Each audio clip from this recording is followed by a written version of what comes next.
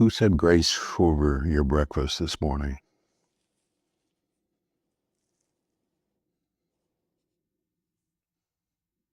The late Harry Denman was the general secretary of the Board of Evangelism for the Methodist Church years back. Eccentric guy, but he loved the Lord and served him well. Probably the best lay person to spread the gospel in the Methodist Church in those years. Harry was a bachelor. It's rumored that he owned only 2 suits, and he lived and slept in his office there at the Board of Evangelism in Nashville, Tennessee. But Harry was a great preacher, always getting invited to preach in churches.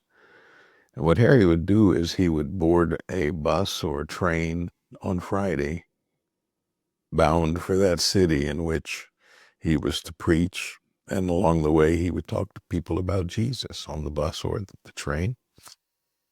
And when he got to the city in which he was preaching on that Sunday, he would go to the stores near the church to find out what they knew about the church. And that's always key, because if people are looking for a church or trying to find your church and your local convenience store or grocery store doesn't know a thing about you, that says a lot. And none of it is good. But on Saturday, Harry would go knock on the doors of the houses nearest the church at which he was to preach and invite people to church, telling them what he was going to preach about and asking about their situation and trying to get them into church that Sunday. So when Sunday would roll around, he'd be introduced, and as soon as he took the pulpit, first thing he'd ask is how many of the people there that particular Sunday had been invited by him to be present at worship. And usually, more than not, a significant percentage of the people in worship that Sunday had been invited by Harry to come to the church.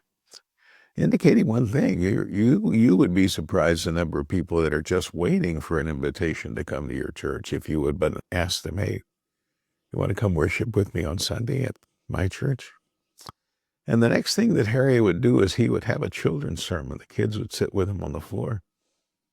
And the first thing he would ask was the question I asked at the beginning of this: who said grace for your breakfast this morning? And the reason he did this, he wanted to know who among these little ones is hungry, who did not have breakfast this morning. And he would make a mental note of that child, and as he greeted the people after the service, he would invite that child and their family to probably what was the most significant meal for them that week. This, friends, is evangelism, the spreading of the good news by getting to know people and caring about them and trying to help them meet their needs. As a district superintendent, I had a church that was on its final legs. Sad situation. It was their own fault. During the 60s, they prided themselves on being a whites-only church. They didn't want anybody else, especially the brown people, to come to worship in their church. And of course, that took a toll on them, and that became the only place where they found refuge for the week from the other people in town. And as their superintendent, they were on their last legs, and they called me in. They wanted to know, how can we grow the church, or how can we stop the doors from being closed on us for good? And I said, well, do you know the community? Let's set aside a Saturday when Nellie and I can come, and we'll have a little class on door knocking and evangelism, and we'll go knock on doors.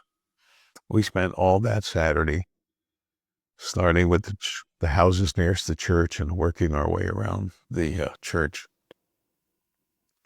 When we met up to debrief later that afternoon, they were excited.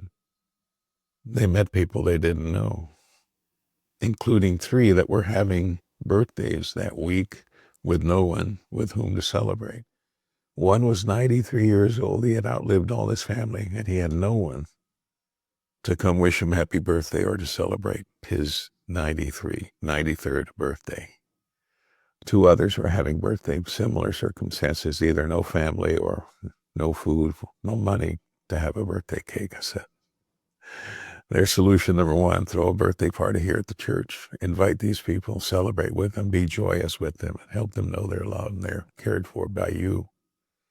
They also found that there were single moms living in the neighborhood with no money for Pampers or formula. I said, again, here it is. Do something for them. Again, it was too little, too late. But they realized, had we been doing this back in the 60s and welcoming all people, what a different story our church would be telling, instead of saying our goodbyes to this community for which we had no care or concern for. Martin Marty, I don't know if he's still alive or not, but he was editor of a very popular Christian magazine. And on the back page, he would always write a reflection or thought about his life and the gospel.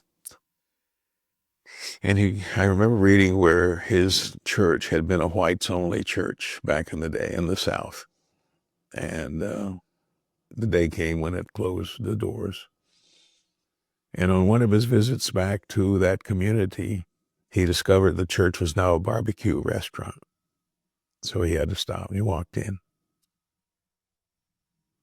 He said it lifted the joy in his heart, but at the same time broke it, because the church that was for whites only now had family-style seating for their food. And peoples of all races were seated together, sharing food, sharing stories, laughter, good times being had in the church. That one time was too solemn, too restricted, and uncaring for others that were different from them. And thus, the doors closed. One of the saddest things, in my opinion, is to drive by a former church or a building that once was a church.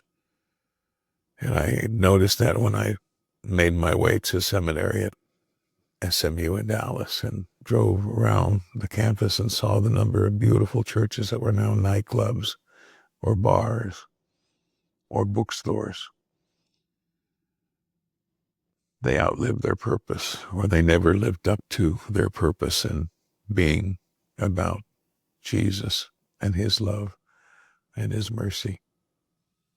So friends, the key is to open the doors of your church to all people right now, regardless of anything. Skin color does not matter. Accents do not matter. Just matters that you're willing to receive, to love on, and to be loved by people that are hungry to know God. This happens in other churches too. I have shared with you that one of the big churches I served, we had ushers that would stand out front whenever we had white winter Texans come by. They would say, "Oh no, you're at the wrong church. You need to go to the church across the tracks over there. You see the HEB on the other side of that track on the same street is First Methodist Church, and you'll like it better." And I said, wait a minute, fellas. I preach in English too, and why are we sending them out? You don't think I preach well enough in English to welcome them? We're too good to have them. We're not good enough to have them. No, everybody is welcome, and please don't run any more people off. So friends, take time to reevaluate your role in sharing the good news. Are you an evangelist? Are you a traditionalist, segregationalist, isolationist? Doesn't matter whatever fancy word it is, it's wrong. Be a person who loves and welcomes all people, starting now, and let people know that they matter to God and they matter to you. I'm Eladio Valverde. I love you and I thank God for you. God bless you.